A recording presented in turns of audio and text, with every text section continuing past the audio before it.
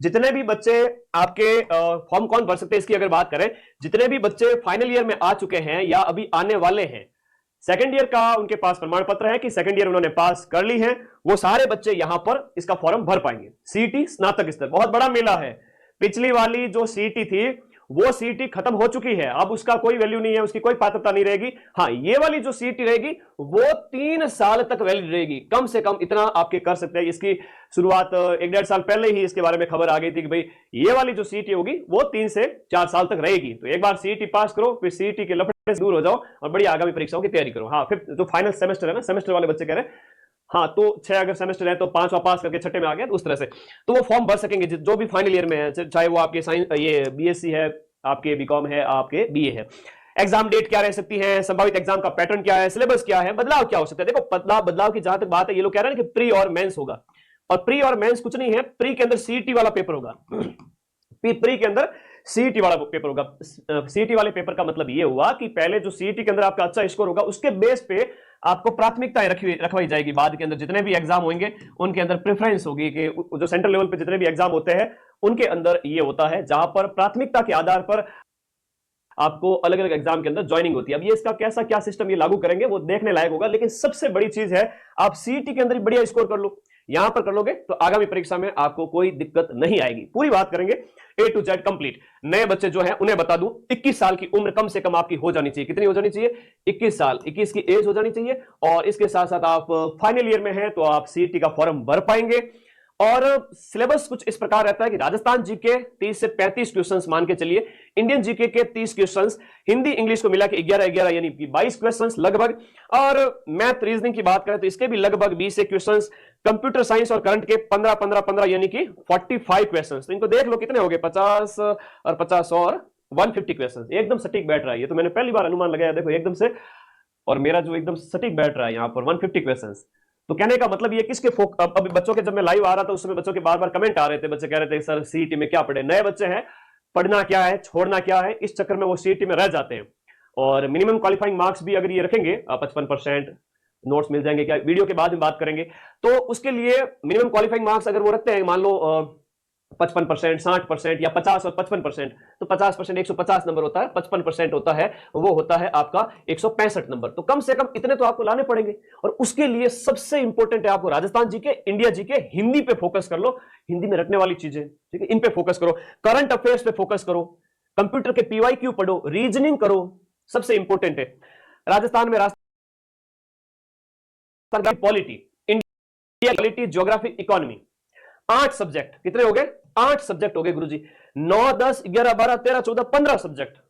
तो छोटे बच्चे तो डर जाएंगे कि इतना पढ़ना पड़ता है क्या? अरे नहीं, अभी थोड़ा शुरुआत होगी आपकी, सीईटी से आप पढ़ोगे, बाद में जाकर के ग्राम विकास अधिकारी का पेपर होगा दिसंबर के अंदर। तो मैं इसकी एग्जाम डेट मान के चलूं, सीईटी स्नातक का जो पेपर है, फिर से कह रहा हूं 15 अगस्त के आसपास मान लीजिए, या तो जुलाई में या फिर सितंबर में। जैसे कि हम बात करें, जो पिछला सीईटी हुआ था वो 24 में हुआ था, 2024 के अंदर सितंबर के महीने में हुआ था।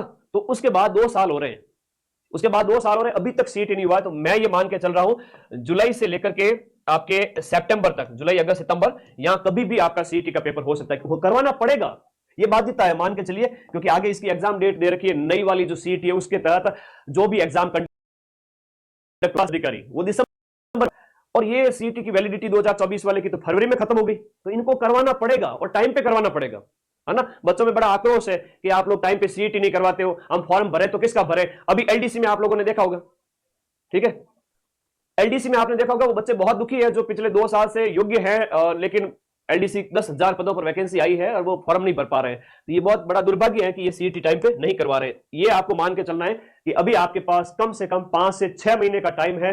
संभल जाओ रे, पढ़ना शुरू कर दो मेरे लखनऊ के लाडो। गुरुजी अभी तो खूब टाइम है।